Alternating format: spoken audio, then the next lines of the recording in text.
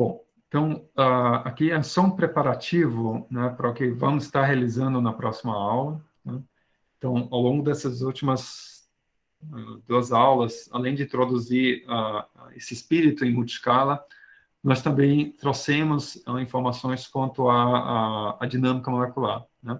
E agora a ideia é experimentar a dinâmica molecular, né, a partir de um exercício, de exercícios que a gente vai fazer em conjunto, onde vamos estar explorando, né, para um determinado caso, para vocês terem uma ideia do que é necessário em cada um desses passos na própria dinâmica, e o que a gente pode extrair, né, de fato, né, a partir de um cálculo real de dinâmica molecular, né? Então, o ponto principal que eu volto a chamar a atenção é quanto a essa escolha desse potencial interatômico, né, ou seja, como você vai estar descrevendo os átomos e moléculas no sistema. Então, essa é a essência, né, da dinâmica molecular, em termos de recuperar, né, e poder modelar os sistemas físicos. Então, é uma preocupação muito grande você ter esses potenciais tão bons quanto a gente possa ter, obviamente com essa questão do custo computacional, que seria de estar obtendo essas informações, né? No nosso caso em particular, a gente vai usar a combinação do potencial Lennard-Jones, né? Aí a gente vai ver como essa informação vai estar sendo incluída para a gente poder criar e fazer nossos cálculos de dinâmica molecular. Então, como é que entra informação sobre o parâmetro sigma, epsilon, né? Se eu posso estar mudando esse potencial de interação, bem como, né, todos os demais componentes, né, e parâmetros que vão compor o potencial que a gente vai estar descrevendo de uma forma mais ampla. Então, como o nosso interesse aqui vai ser o escoamento, né, de fluidos, a gente vai estar explorando inicialmente a interface de dois fluidos, que de imediato seria a água, né, ou o óleo, ou a gente pode escolher um outro fluido de interesse, por exemplo, o CO2, né? Mas, de qualquer forma, para descrever cada uma dessas moléculas, né, cada um desses sistemas, a gente vai precisar estar trazendo essas informações, né, quanto às interações, né? Então, na próxima aula, eu já vou trazer com esse olhar de uma forma prática para o LAMPS, como é que isso é implementado. E o que vai ser feito vai ser um exercício onde a gente vai estar fazendo uma dinâmica, e aqui você vai ver de cara, né, qual que é o efeito, o que a gente precisa fazer em termos de estratégia, né? Então, a gente vai ter que fazer uma dinâmica com certo tempo, né, aqui só um exemplo em termos de picosegundos, mas às vezes tem que ser muito mais do que isso, né? E você note que o que nós fizemos foi estar monitorando a energia em função do tempo, e claramente a gente vê duas regiões, né? Uma região onde o sistema ainda está, essa energia ela está variando, né? E chega nesse momento ele começa a ficar constante, ou flutuar em termos de um determinado valor, e depois esse valor, né, ele continua, né, flutuando em torno desse valor que estaríamos aqui, né? E aí, o que vai ser feito vai ser uma estratégia dessa forma. A gente vai escolher um certo número de passos para exatamente verificar se o sistema está equilibrado, ou seja, ele vai estar entrando no processo de equilibração, e as propriedades físicas de interesse vão ser colhidas, né, para fazer a amostragem apenas nessa região de produção, que é onde a gente tem uma garantia, né, que a gente consegue aferir se o meu sistema ele está flutuando em torno de um certo valor de equilíbrio. Então, essa vai ser a estratégia, né, que, do ponto de vista de protocolo, que a gente vai estar fazendo. E a maneira como a gente vai fazer essa equilibração, ela vai envolver, né, equilibrar em diferentes partes. Então, primeiro, a gente começa com o microcanônico, que é número de partículas, volume e a energia constante.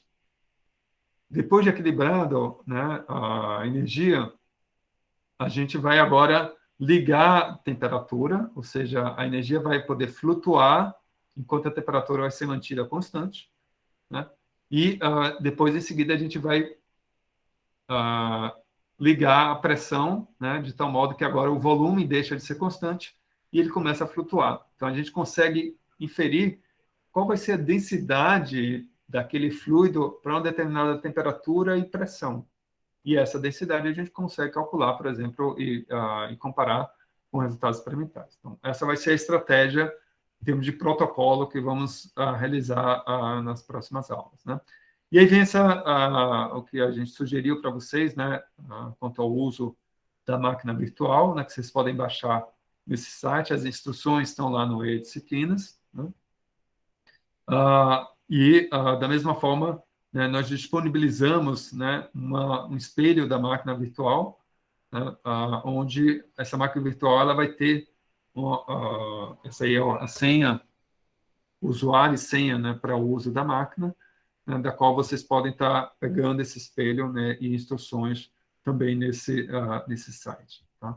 Então, essa vai ser a estratégia que a gente vai estar fazendo, né, para a nossa próxima aula. Né?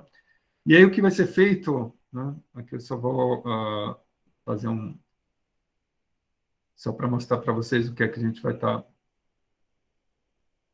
trabalhando, né? Mas acho que vai ser interessante. A gente vai fazer um laboratório, mas acho que vai ser interessante fazer isso quando vocês tiverem essa máquina virtual funcional, né? E eu fico aqui à disposição, né? A gente pode finalizar aqui essa discussão. Quem tiver mais alguma questão, né, quanto ao método em si, o que é que poderia ser feito, né? Eu só tinha preparado, eu só queria chamar a atenção de uma outra coisa.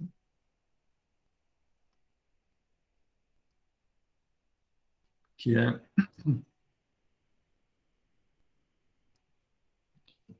é o seguinte, então, além das propriedades, né, relacionadas, né, a esse protocolo que a gente vai estar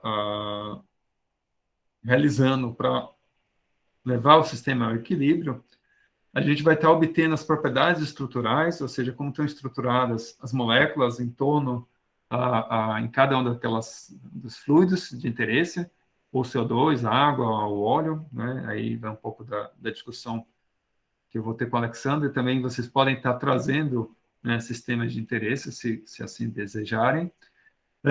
Vamos calcular o coeficiente de difusão, né, a partir do deslocamento quadrático médio. Né? Então, a gente vai ter as propriedades estruturais, as propriedades termodinâmicas que estão relacionadas à energia, as propriedades de transporte estariam ligadas à difusão, né, que a gente pode obter a partir do gráfico do deslocamento quadrático médio com o tempo, né, que vai ser monitorado nos nossos cálculos, e calcular a tensão interfacial, né, como havia mostrado para vocês. Então, todas essas caracterizações vão estar sendo realizadas de tal modo que a gente possa obter, né, fazer como se fosse o diagrama de fases de fluidos, né, de nosso interesse, em função da temperatura e da pressão. Então, como a gente estamos em 10, a gente pode olhar diferentes pontos nesse espaço de fase, né, temperatura e pressão,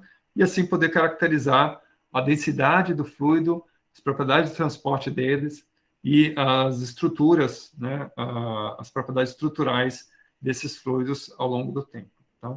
Ou melhor, a partir da dinâmica molecular. Então, essa vai ser a forma que a gente vai estar encaminhando, e só voltando aqui, o potencial que vamos utilizar é um potencial que vai ter essa característica, que vai envolver um termo coulombico, ou seja, produto de cargas, o termo não ligante, né, que é o potencial Lennard-Jones, e termos que estariam ligados, né, à ligação, né, e essa parte angular. Então, essencialmente, essa vai ser o overview do que preparando vocês aí para o que a gente vai estar fazendo na próxima aula.